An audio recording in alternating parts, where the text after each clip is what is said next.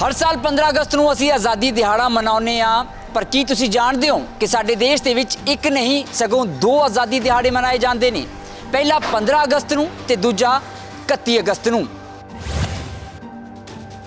ਵੀ ਅਸੀਂ ਬਚਪਨ ਤੋਂ ਹੀ ਪੜ੍ਹਦੇ ਆ ਰਹੇ ਹਾਂ ਕਿ ਅਸੀਂ 15 ਅਗਸਤ ਨੂੰ ਆਜ਼ਾਦ ਹੋਏ ਸੀ, ਸਾਰੇ ਆਜ਼ਾਦ ਹੋਏ ਸੀ, ਪੂਰਾ ਦੇਸ਼ ਆਜ਼ਾਦ ਹੋਇਆ ਸੀ। ਪਰ 31 ਅਗਸਤ ਨੂੰ ਆਜ਼ਾਦੀ ਦਿਹਾੜਾ ਜੋ ਮਨਾ ਰਹੇ ਨੇ ਇਹ ਇਤਿਹਾਸ ਵਿੱਚ ਕਿਉਂ ਦਰਜ ਨਹੀਂ? ਜੇ ਦਰਜ ਹੈ खुले तौर पर पढ़ाया क्यों नहीं जाता बच्चों नूं? जे मैं ये कहां भी असीं याद देश के गुलाम लोग हाँ तो ये कोई दो रावां नहीं होणगियां। उधर वेखो 75वें साल च प्रवेश किया, इधर 70वें साल च प्रवेश किया। ये शर्म की गल है भारत सरकार लई भी एक देश में दो आज़ादी दिवस मनाए जाण।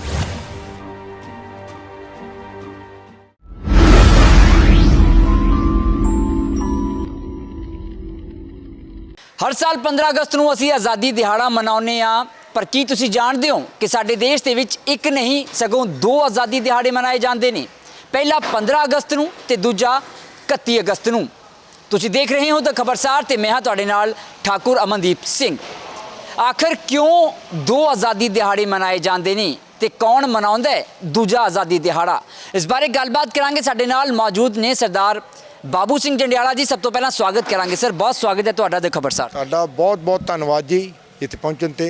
सर मेरा पहला ही सवाल भी तुसी कहने हो, असी भी नहीं पढ़िया हुण तक भी दो आज़ादी दिहाड़े मनाए जाते हैं 31 अगस्त ਨੂੰ। ਅੱਜ खास प्रोग्राम भी रखा गया सी। कौन लोग ने ਜਿਹੜਾ ਇਹ ਆਜ਼ਾਦੀ ਦਿਹਾੜਾ ਮਨਾਉਂਦੇ ਨੇ?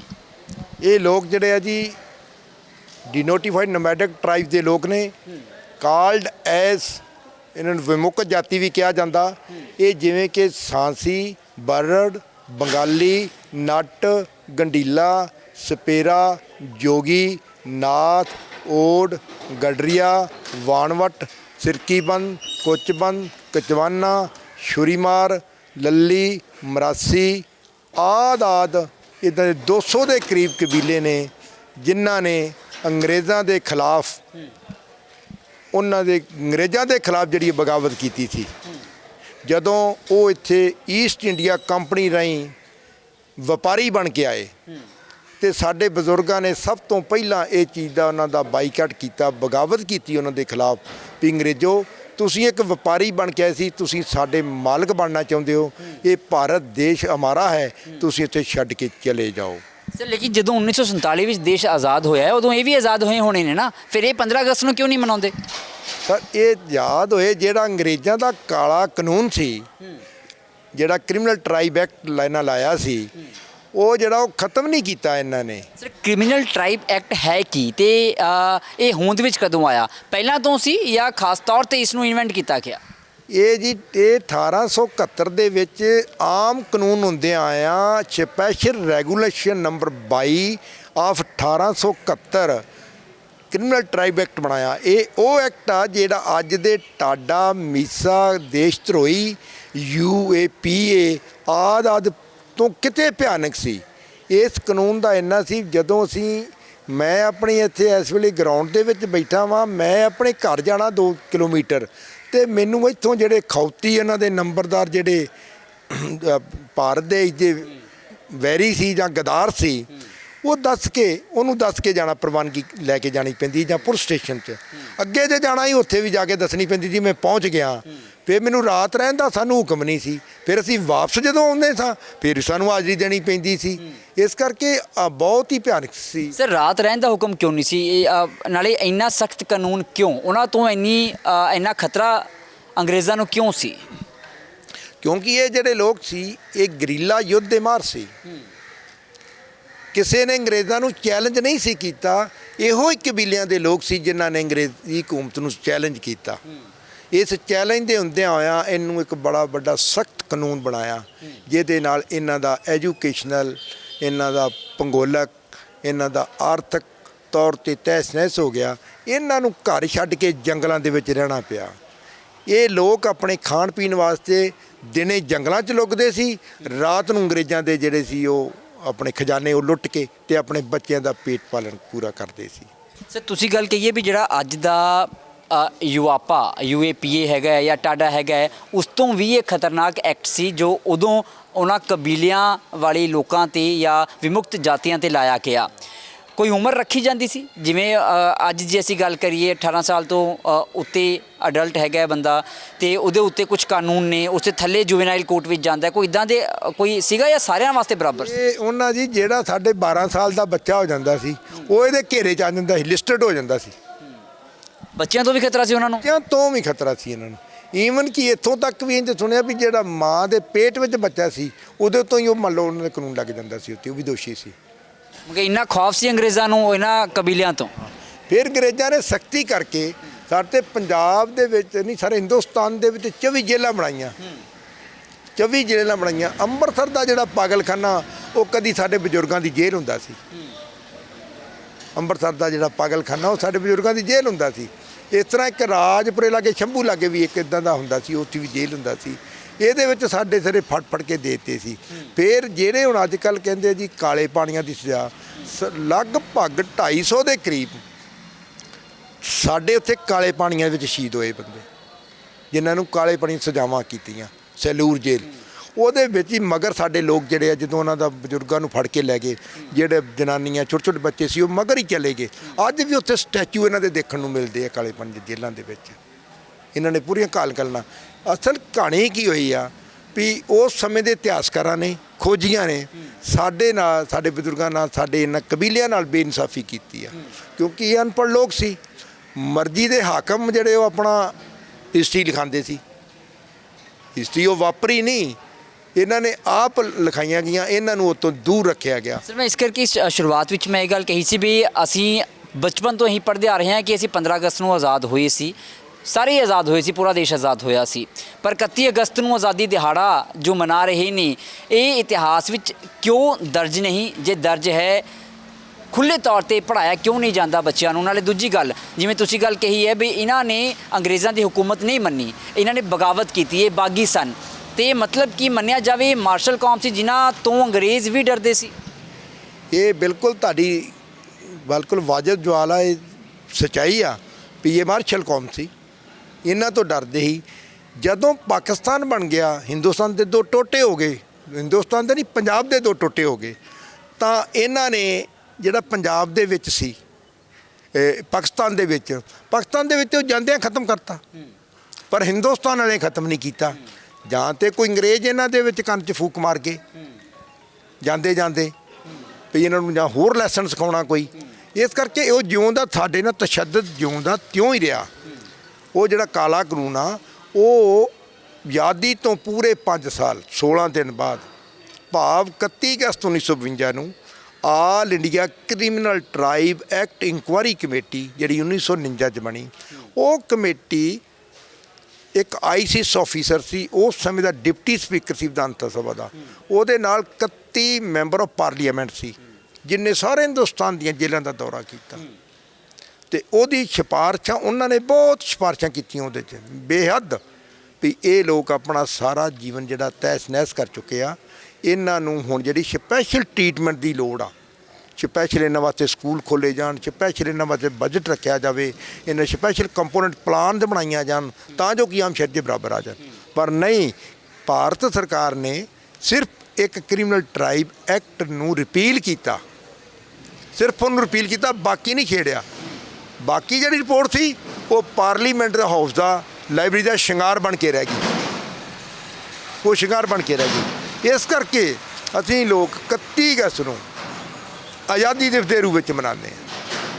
ਇਹ ਕੋਈ ਇੱਥੇ ਪੰਜਾਬ 'ਚ ਨਹੀਂ, ਅੱਜ ਜੰਡਿਆਲਾ ਗੁਰੂ 'ਚ ਨਹੀਂ, ਸਾਰੇ ਹਿੰਦੁਸਤਾਨ ਦੇ ਵਿੱਚ ਪਾਉਂਦੇ ਆ, ਜਿੱਥੇ ਜਿੱਥੇ ਸਾਡੇ ਲੋਕ ਰਹਿੰਦੇ ਆ। ਜਿੱਦਣ ਉਹ 31 ਕਾਲਾ ਕਾਨੂੰਨ ਖਤਮ ਕੀਤਾ, ਰਿਪੀਲ ਕੀਤਾ ਉਹਨੂੰ, ਉਹਦੇ ਨਾਲ ਹੀ ਇਹਨਾਂ ਨੇ ਉਸ ਤੋਂ ਇਲਾਵਾ ਇੱਕ ਹੈਬਚੁਅਲ ਫੰਡਰ ਐਕਟ ਲਾਤਾ, ਜਿਹੜਾ ਆਦਤਨ ਹੁੰਦਾ ਆਦਿਗਾਤ ਤੋਂ, ਉਹ ਲਾਤਾ। ਉਹ ਅੱਜ ਵੀ ਕਾਇਮ ਆ, ਉਹ ਅੱਜ ਵੀ ਖਤਮ ਨਹੀਂ ਕੀਤਾ ਇਹਨਾਂ ਨੇ, ਆਜ਼ਾਦ ਅਸੀਂ ਫੇਰ ਵੀ ਨਹੀਂ। ਜੇ ਮੈਂ ਇਹਦੇ 'ਚ ਇਹ ਕਹਾਂ ਵੀ ਅਸੀਂ ਯਾਦ ਦੇਸ਼ ਦੇ ਗੁਲਾਮ ਲੋਕ ਆ, ਤੇ ਇਹਦੇ 'ਚ ਕੋਈ ਦੋ ਰਾਵਾਂ ਨਹੀਂ ਹੋਣਗੀਆਂ, ਅੱਜ ਵੀ ਅਸੀਂ ਗੁਲਾਮ ਲੋਕ। ਬੜੀ ਵੱਡੀ ਗੱਲ ਕਹੀ ਹੈ ਸਰ ਨੇ ਵੀ ਆਜ਼ਾਦ ਦੇਸ਼ ਦੇ ਗੁਲਾਮ ਲੋਕ। ਸਰ ਇੰਨੀ ਮਾਰਸ਼ਲ ਕੌਮ ਜਿਸ ਤੋਂ ਅੰਗਰੇਜ਼ ਵੀ ਡਰਦੇ ਸੀ, ਇਤਿਹਾਸ ਦੇ ਵਿੱਚ ਉਹਨਾਂ ਨੂੰ ਉਹ ਜਗ੍ਹਾ ਕਿਉਂ ਨਹੀਂ ਮਿਲ ਸਕੀ ਜੋ ਉਹਨਾਂ ਨੂੰ ਮਿਲਣੀ ਚਾਹੀਦੀ ਸੀ? ਕਿਉਂਕਿ ਅੱਜ ਜੇ ਅਸੀਂ ਗੱਲ ਕਰੀਏ ਪੰਜਾਬੀਆਂ ਦੀ, ਪੰਜਾਬ ਦੇ ਵਿੱਚ ਜੇ ਕੁਰਬਾਨੀਆਂ ਦੀ ਗੱਲ ਕਰੀਏ ਆਜ਼ਾਦੀ ਵੇਲੇ ਤੋਂ 47 ਵੇਲੇ ਤੋਂ, ਕਹਿੰਦੇ ਨੇ ਵੀ ਪੰਜਾਬੀਆਂ ਨੇ ਬਹੁਤ ਵੱਡਾ ਇੱਕ ਰੋਲ, ਇੱਕ ਕਿਰਦਾਰ ਅਦਾ ਕੀਤਾ, ਚਾਹੇ ਉਹ ਸਿੱਖ ਹੋਣ, ਹਿੰਦੂ ਹੋਣ, ਮੁਸਲਮਾਨ ਹੋਣ। ਫਿਰ ਇਹ ਕੌਣ ਸੀ ਜਿਹੜੇ ਮਾਰਸ਼ਲ ਸੀ? ਇਹਨਾਂ ਨੂੰ ਅਸੀਂ ਕੀ ਕਹਿ ਸਕਦੇ ਹਾਂ? ਇਹ ਤੁਸੀਂ ਅੱਜ ਸੁਣਿਆ ਹੀ ਹੋਣਾ ਵੀ ਜਿਹੜੇ ਅੱਜ ਸਾਡੇ ਆਜ਼ਾਦੀ ਦਿਵਸ ਦੇ ਮੇਨ ਚੀਫ ਗੈਸਟ ਸੀ ਡਾਕਟਰ ਕੰਵਰ ਵਿਜੇ ਪ੍ਰਤਾਪ ਸਿੰਘ, ਉਹ ਆਏ, ਜਿਨ੍ਹਾਂ ਨੇ ਦੱਸਿਆ ਕਿ ਮੇਰਾ ਇਹਨਾਂ ਨਾਲ ਬੜਾ ਸੰਬੰਧ ਆ, ਕਿਉਂਕਿ ਉਹ ਰਾਜਸਥਾਨ ਦੇ, ਜਿੱਦਾਂ ਹਲਦੀ ਘਾਟੀ ਦੀ ਲੜਾਈ, ਮਹਾਰਾਣਾ ਪ੍ਰਤਾਪ ਦੀ ਲੜਾਈ, ਉਹਨੇ ਕਿਹਾ ਵੀ ਤੁਸੀਂ ਉਹਨਾਂ ਦਾ ਸਾਥ ਨਹੀਂ ਛੱਡਿਆ, ਇਹ ਕਰੀਲੇ ਸੀ। ਜਦੋਂ ਕਿਸੇ ਕੌਮ ਨੂੰ ਕਿਸੇ ਸਰਕਾਰ ਦੀ ਇੰਨੀ ਜ਼ਿਆਦਾ ਮਾਰ ਪੈ ਜੇ 70-75 ਸਾਲ, ਤੇ ਉਹ ਕੌਮ ਦਾ ਸਾਰਾ ਕੁਝ ਤਹਿਸ ਨਹਿਸ ਹੋ ਜਾਂਦਾ, ਉਹਨੂੰ ਪੈਰਾਂ 'ਤੇ ਖੜਿਆ ਹੋਣ ਵਾਸਤੇ ਬੜਾ ਵਕਤ ਲੱਗਦਾ। 70-75 ਸਾਲਾਂ ਬਾਅਦ ਅਸੀਂ ਅੱਜ ਥੋੜ੍ਹੇ ਜਿਹੇ ਆਪਣੇ ਪੈਰਾਂ 'ਤੇ ਖੜੇ ਜਿਹੜੇ ਬੱਚਿਆਂ ਨੇ ਥੋੜ੍ਹੀ ਬਹੁਤੀ ਐਜੂਕੇਸ਼ਨ ਲੈ ਕੇ ਆਪਣੇ ਮਿਹਨਤ ਕਰਕੇ, ਹਾਂਜੀ, ਹੁਣ ਅੱਜ ਦੇ ਮੈਂ ਉਹ ਸਮੇਂ ਨਾਲ ਗੱਲ ਕਰਾਂ ਜਿਹੜੇ ਸਾਡੇ ਅੱਜ ਵੀ ਸਟਿਗਮੇ ਲਾਏ ਇਹਨਾਂ ਨੇ, ਚੋਰ, ਡਾਕੂ, ਡਕੈਤ, ਇਹ ਉਹ ਜਿੰਨੇ ਸੀ। ਤੁਹਾਨੂੰ ਯਾਦ ਹੋਏਗਾ ਸਾਡੇ ਇੱਕ ਯੂਪੀ ਦਾ ਸੁਲਤਾਨਾ ਡਾਕੂ ਹੁੰਦਾ ਸੀ, ਉਹਨੂੰ ਰੋਬਨ ਹੁੱਡ ਕਹਿੰਦੇ ਸੀ। ਉਹ ਬੜੀਆਂ ਇਹਨਾਂ ਦੀਆਂ ਰੇਲ ਗੱਡੀਆਂ ਲੁੱਟ ਕੇ ਤੇ ਲੋਕਾਂ ਗਰੀਬਾਂ 'ਚ ਵੰਡਦਾ ਸੀ। ਉਹ ਰੋਬਨ ਹੁੱਡ ਦੇ ਨਾਂ ਜਾਣਿਆ ਜਾਂਦਾ। ਉਹ ਵੀ ਸਾਂਸੀ ਸੀ। ਇਸ ਤਰ੍ਹਾਂ ਦੇ ਬੜੇ ਮਾਰਸ਼ਲ ਹੋਏ ਨੇ, ਤੇ ਇਹਨਾਂ ਨੇ ਜਿਹੜਾ ਸਾਨੂੰ ਹਰ ਵਕਤ ਜਿਹੜਾ ਉਹ ਜਲੀਲ ਕਰਨ ਦੀ ਕੋਸ਼ਿਸ਼ ਕੀਤੀ ਆ। 31 ਅਗਸਤ ਅਸੀਂ ਇਸ ਲਈ ਮਨਾਉਂਦੇ ਹਾਂ। ਉੱਧਰ ਵੇਖੋ 75ਵੇਂ ਸਾਲ 'ਚ ਪ੍ਰਵੇਸ਼ ਕੀਤਾ, ਇੱਧਰ 70ਵੇਂ ਸਾਲ 'ਚ ਪ੍ਰਵੇਸ਼ ਕੀਤਾ। ਇਹ ਸ਼ਰਮ ਦੀ ਗੱਲ ਆ ਭਾਰਤ ਸਰਕਾਰ ਲਈ ਵੀ ਇੱਕ ਦੇਸ਼ ਵਿੱਚ ਦੋ ਆਜ਼ਾਦੀ ਦਿਵਸ ਮਨਾਏ ਜਾਣ। ਸਾਡੀ ਪ੍ਰਜੋਰ ਮੰਗ ਇਹ ਹੋਈ ਰਹੀ। ਸਾਡਾ ਜਿਹੜਾ ਕਰੈਕਟਰ ਵਾ, ਜਿਹੜੀਆਂ ਸਟੱਡੀ ਟੀਮਾਂ, ਜਿਹੜੀਆਂ ਕਮਿਸ਼ਨ ਕਮੇਟੀਆਂ ਬਣੀਆਂ ਨੇ, 14 ਕਮਿਸ਼ਨ ਕਮੇਟੀਆਂ ਅਜੇ ਤੱਕ ਬਣ ਕੇ ਨੇ, ਉਹਨਾਂ ਨੇ ਸਾਨੂੰ ਸਪੈਸ਼ਲ ਟਰੀਟਮੈਂਟ ਦੀ ਗੱਲ ਕੀ ਆ ਵੀ ਇਹਨਾਂ ਦਾ ਕਰੈਕਟਰ ਜਿਹੜਾ ਵਾ ਸ਼ਡਿਊਲ ਟਰਾਈਬ ਨਾਲ ਮਿਲਦਾ। ਇਹ ਟਰਾਈਬਲ ਲੋਕ ਨੇ ਤੇ ਇਹਨਾਂ ਨੂੰ ਜਿਹੜਾ ਟਰਾਈਬ ਦੀ ਸੂਚੀ ਵਿੱਚ ਸ਼ਾਮਲ ਕੀਤਾ ਜਾਵੇ, ਸ਼ਡਿਊਲ ਕਾਸਟ ਦੀ ਸੂਚੀ ਵਿੱਚੋਂ ਕੱਢ ਕੇ ਸ਼ਡਿਊਲ ਟਰਾਈਬ ਦੀ ਸੂਚੀ ਵਿੱਚ ਸ਼ਾਮਲ ਕੀਤਾ ਜਾਵੇ। ਤੁਸੀਂ ਹੈਰਾਨ ਹੋਵੋਗੇ ਜਦੋਂ ਕਿਸੇ ਜ਼ਮੀਨ ਦਾ, ਜਾਇਦਾਦ ਦਾ ਜਾਂ ਕੋਈ ਆਪਣਾ ਲੜਾਈ ਝਗੜੇ ਦਾ ਕੇਸ ਕਿਸੇ ਉੱਪਰਲੀ ਅਦਾਲਤ ਵਿੱਚ ਚੱਲਦਾ ਹੋਵੇ ਤੇ ਛੋਟੀ ਅਦਾਲਤ ਤੋਂ ਫੈਸਲਾ ਨਹੀਂ ਦਿੰਦੀ ਜਿੰਨਾ ਚਿਰ ਉਹਦਾ ਫੈਸਲਾ ਨਹੀਂ ਆ ਜਾਂਦਾ।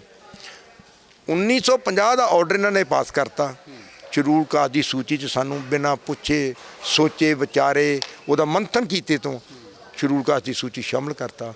ਜਦੋਂ ਕਿ 1949 ਵਿੱਚ ਸਾਡੀ ਕਮੇਟੀ ਬਣੀ ਸੀ, ਜਿਹੜੀ ਮੈਂ ਤੁਹਾਨੂੰ ਦੱਸ ਚੁੱਕਾ, all India criminal tribe act inquiry committee, ਉਹਦੀ ਹਾਲੇ ਰਿਪੋਰਟ ਆਈ ਨਹੀਂ ਸੀ। ਰਿਪੋਰਟ ਉਹਦੀ 31 ਅਗਸਤ 1952 ਨੂੰ ਹੁੰਦੀ ਆ, ਇਹਨਾਂ ਸਾਨੂੰ ਪਹਿਲਾਂ ਹੀ ਉਹਦੇ 'ਚ ਸ਼ਾਮਲ ਕਰ ਦਿੱਤਾ ਗਿਆ। ਇੱਕ ਸੋਚੀ ਸਮਝੀ ਸਾਜ਼ਿਸ਼ ਸੀ। ਬਿਲਕੁਲ। ਦਿਲਸ਼ੇਰ ਜੀ, ਤੁਸੀਂ ਕਿਵੇਂ ਦੇਖਦੇ ਹੋ ਵੀ ਦੇਸ਼ ਇੱਕ ਹੈ ਤੇ ਆਜ਼ਾਦੀ ਦਿਹਾੜੇ ਦੋ ਨੇ? ਭਾਈ ਸਾਹਿਬ, ਕਾਨੂੰਨ ਦੀ ਪੜ੍ਹਾਈ ਪੜ੍ਹਨ ਦੇ ਤੌਰ 'ਤੇ ਮੈਂ ਤੇ ਜਿਹੜੀ ਆਪਣੇ ਆਪ ਨੂੰ ਸਭ ਤੋਂ ਵੱਡੀ ਡੈਮੋਕ੍ਰੇਸੀ ਖਵਾਉਂਦੀ ਆ, ਲਾਰਜੈਸਟ ਡੈਮੋਕ੍ਰੇਸੀ ਇਨ ਦੀ ਵਰਲਡ, ਉਹਦੇ 'ਤੇ ਇੱਕ ਹੋਰ ਕਾਲਾ ਧੱਬਾ ਨਿਕਲਿਆ ਕਿ ਇੱਕ ਮੁਲਕ ਹੈਗਾ, ਉਸ ਮੁਲਕ ਦੇ 1/5 ਹਿੱਸਾ ਜਿਹੜਾ ਪੋਪੂਲੇਸ਼ਨ ਆ, ਉਹ ਇੱਕ ਕਾਨੂੰਨ ਦਾ ਸ਼ਿਕਾਰ ਹੈ। ਜਿਹੜੇ ਅਸਲ 'ਚ ਦੇਸ਼ ਭਗਤ ਲੋਕ ਨੇ, ਜਿਨ੍ਹਾਂ ਨੇ ਗੁਹਾਰ ਲਾਈ ਕਾਂਗਰਸ ਬਣਨ ਤੋਂ ਪਹਿਲਾਂ ਕਿ ਇਹ ਦੇਸ਼ ਸਾਡਾ ਹੈ ਤੇ ਤੁਸੀਂ ਇੱਥੇ ਇਹਨੂੰ ਅੰਗਰੇਜ਼ੋ ਦੇਸ਼ ਨੂੰ ਛੱਡੋ ਤੇ ਇੱਥੋਂ ਜਾਓ, ਇਸ ਗੁਹਾਰ ਬਦਲੇ ਉਹਨਾਂ ਨੇ ਆਪਣਾ ਸਾਰਾ ਕੁਝ ਗਵਾ ਲਿਆ। ਘਰ-ਬਾਰ ਗਵਾ ਲਏ, ਆਪਣਾ ਆਰਥਿਕ ਸੰਤੁਲਨ ਗਵਾ ਲਿਆ, ਆਪਣੀ ਐਜੂਕੇਸ਼ਨ ਗਵਾ ਲਈ। ਜਿਹੜੇ ਕਿਸੇ ਵੇਲੇ ਰਾਜ ਕਰਦੇ ਸੀ ਉਹ ਅੱਜ ਦਰ ਦੀਆਂ ਠੋਕਰਾਂ ਖਾ ਰਹੇ ਨੇ। ਸਰਕਾਰਾਂ ਦਾ ਫਰਜ਼ ਇਹ ਬਣਦਾ ਸੀ ਕਿ ਜਦੋਂ ਦੇਸ਼ ਆਜ਼ਾਦ ਹੋਇਆ 1947 'ਚ, ਨਾਲ ਦੀ ਨਾਲ ਉਹ ਸਾਰੇ ਕਾਨੂੰਨ ਰਿਪੀਲ ਕਰਦੇ। ਜਿਹੜੇ ਲੋਕ ਅਫੈਕਟਡ ਸੀ ਉਹਨਾਂ ਨੂੰ ਸਪੈਸ਼ਲ ਉਹਨਾਂ ਦੀ ਟੇਕ ਕੇਅਰ ਕਰਦੇ, ਸੋ ਡੈਟ ਉਹ ਸਮਾਜ ਦੇ ਹਾਣੀ ਬਣਦੇ। ਹਾਲਾਂਕਿ ਇੱਕ ਮੇਰਾ ਹੋਰ ਵੀ ਪੱਖ ਹੋ ਸਕਦਾ ਇੱਥੇ, ਜਿਹੜੀ 15 ਅਗਸਤ 1947 ਦੀ ਅਸੀਂ ਆਜ਼ਾਦੀ ਕਹਿੰਦੇ, ਉਹਦੇ 3-4 ਪੱਖ ਨਿਕਲ ਜਾਣਗੇ। ਸਪੈਸ਼ਲੀ ਮੈਂ ਜੇ ਗੱਲ ਕਰਾਂ ਆਪਣੇ ਇੱਥੋਂ ਦੇ ਪੰਜਾਬ ਦੀ, ਇਹ ਪਾਰਟੀਸ਼ਨ ਹੋਈ ਆ ਇਹਨਾਂ ਲਈ ਤੇ ਬੜਾ ਦੁੱਖ ਦਾ ਦਿਨ ਹੈ 15 ਅਗਸਤ। ਜੇ ਉਧਰ ਲਹਿੰਦੇ ਪੰਜਾਬ ਦੀ ਗੱਲ ਕਰੀਏ ਪਾਕਿਸਤਾਨ ਲਈ, ਉਹਨਾਂ ਲਈ ਵੀ ਬੜਾ ਦੁੱਖ ਦਾ ਦਿਨ ਹੈ।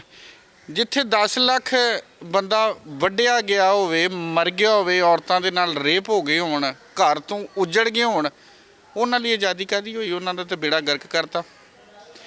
ਇਹ ਵੀ ਸਾਨੂੰ ਇਹਦੇ ਪੜ੍ਹਨ 'ਚ ਮਿਲਦਾ ਜਦੋਂ ਅਸੀਂ ਇਸ ਹਿਸਟਰੀ ਪੜ੍ਹਦੇ ਹਾਂ ਕਿ ਜਿਹੜੀ ਰੈਡਕਲਿਫ ਨੇ ਲਾਈਨ ਖਿੱਚੀ ਆ, ਉਹ ਇੱਕ ਨਕਸ਼ਾ ਫੜਿਆ ਤੇ ਐਨ ਲਾਈਨ ਖਿੱਚਤੀ ਆ ਜਿੱਦਾਂ ਕੋਈ ਨਿਆਣਾ ਕਾਂਟਾ ਮਾਰ ਦਿੰਦਾ। ਸੋ ਇੱਦਾਂ ਦੀ ਗਲਤ ਵੰਡ, ਇੱਕ ਜਿਹੜਾ ਆਜ਼ਾਦ ਮੁਲਕ ਇੱਦਾਂ ਦੀਆਂ ਗੱਲਾਂ ਕਰੇ ਤੇ ਉਹਨਾਂ ਦੀਆਂ ਗਲਤੀਆਂ ਦਾ ਐਡਾ ਵੱਡਾ ਖਮਿਆਜਾ ਭੁਗਤਣਾ ਪੈ ਰਿਹਾ ਹੈ ਕਿ ਇੱਕ ਮੁਲਕ ਆਜ਼ਾਦ ਹੋ ਰਿਹਾ 15 ਅਗਸਤ 1947 ਨੂੰ। ਫਿਰ ਮੈਂ ਦੁਹਰਾ ਦਿਆਂ ਕਿ ਉਹ ਵੀ ਆਜ਼ਾਦੀ ਜਿਹੜੀ ਪੂਰੀ ਨਹੀਂ ਹੈਗੀ, ਉਹ ਵੀ ਚੇਂਜ ਆਫ ਪਾਵਰ ਹੈਗੀ ਆ। ਚੇਂਜ ਆਫ ਪਾਵਰ ਦੇ ਤੌਰ ਤੇ ਇੱਕ ਹਿੱਸਾ ਜਿਹੜਾ ਵਾ ਪੰਜਾਬ ਖਾਸ ਕਰਕੇ ਹਿੰਦੁਸਤਾਨ ਦਾ ਤੇ ਪਾਕਿਸਤਾਨ ਦਾ, ਉਹ ਇਹਨੂੰ ਆਜ਼ਾਦੀ ਮੰਨਦਾ ਨਹੀਂ, ਉਹ ਡੇ ਆਫ ਪਾਰਟੀਸ਼ਨ ਮੰਨਦੇ ਨੇ। ਹਾਲਾਂਕਿ ਦਿੱਲੀ ਜਾਂ ਸਾਊਥ ਵਾਲਿਆਂ ਲਈ ਇਹ ਜਸ਼ਨ ਦਾ ਦਿਨ ਹੋ ਸਕਦਾ ਹੈ ਤੇ ਪੰਜਾਬ ਵਾਲਿਆਂ ਨਹੀਂ ਹੋਏਗਾ। ਪਰ ਜਿੱਦਾਂ ਦਾ ਐਜੂਕੇਸ਼ਨ ਦਾ ਸਿਸਟਮ ਚੱਲ ਰਿਹਾ ਹੈ, ਬੱਚਿਆਂ ਨੂੰ ਬਦੋ-ਬਦੀ, ਖਾਸ ਕਰਕੇ ਪੰਜਾਬ ਦੇ ਜਾਂ ਨਾਰਥ ਰੀਜਨ ਦੇ ਬੱਚੇ, ਉਹਨਾਂ ਨੂੰ ਬਦੋ-ਬਦੀ ਆਜ਼ਾਦੀ ਦਿਹਾੜਾ ਮਨਾਈ ਜਾ ਰਹੇ ਨੇ। ਜਿੱਦਣ ਕੋਈ ਸੱਜਣ ਮਰਦੇ ਨੇ ਜਾਂ ਉੱਜੜਦੇ ਨੇ, ਉਦੋਂ ਕਿੱਥੋਂ ਝੰਡਾ ਚੜਾ ਕੇ ਕਿੱਥੋਂ ਸਲੂਟ ਮਾਰ ਦਈਏ। ਸੋ ਇੱਦਾਂ ਦੇ ਡਿਫਰੈਂਟ ਆਸਪੈਕਟ ਆਪਾਂ ਸੋਚਦੇ ਹਾਂ। ਮੈਨੂੰ ਤਾਂ ਆ ਜਿਹੜਾ ਸਿਸਟਮ ਜਦੋਂ ਅਸੀਂ ਇਹਦੇ 'ਚ ਵਿਚਰਨਾ ਸ਼ੁਰੂ ਕੀਤਾ ਜਾਂ ਸਮਝਿਆ, ਅਸੀਂ ਤਾਂ ਇਹ ਗੱਲ ਸਮਝਣ ਨੂੰ ਤਿਆਰ ਹੀ ਨਹੀਂ ਸੀ ਕਿ ਇਹ ਦੋ ਗੱਲਾਂ ਹੋ ਸਕਦੀਆਂ।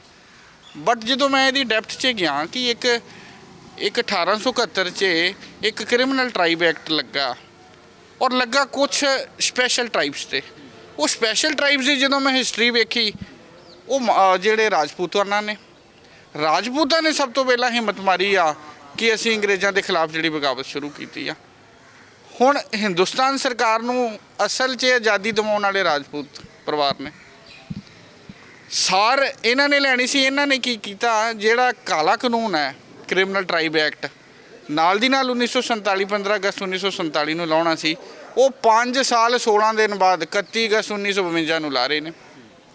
ਕਾਲਾ ਕਾਨੂੰਨ ਕੀ ਕਹਿੰਦਾ, ਤੁਸੀਂ ਰਿਸਟ੍ਰਿਕਸ਼ਨ ਕਰਤੀ ਆ ਜੀ, ਮੈਂ ਇੱਥੋਂ ਜੰਡਿਆਲੇ ਗੁਰੂ ਤੋਂ ਜਲੰਧਰ ਨਹੀਂ ਜਾ ਸਕਦਾ, ਜੇ ਜਾਣਾ ਮੈਂ ਪਰਮਿਸ਼ਨ ਲੈ ਕੇ ਜਾਣੀ ਆ ਥਾਣੇ ਤੋਂ।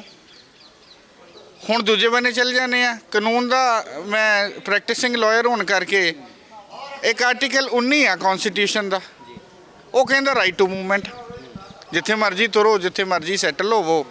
ਤੇ ਇਹ ਕਿਹੜਾ ਕਾਨੂੰਨ ਸੀ ਜਿਹੜਾ ਸਾਡੇ ਕੌਨਸਟੀਟਿਊਸ਼ਨਲ ਰਾਈਟ ਤੇ ਧੱਕਾ ਮਾਰਦਾ ਸੀ, ਜਿਹੜਾ ਸਾਡੇ ਕੌਨਸਟੀਟਿਊਸ਼ਨਲ ਰਾਈਟ ਤੇ ਤਾਲਾ ਲਾਵੇ।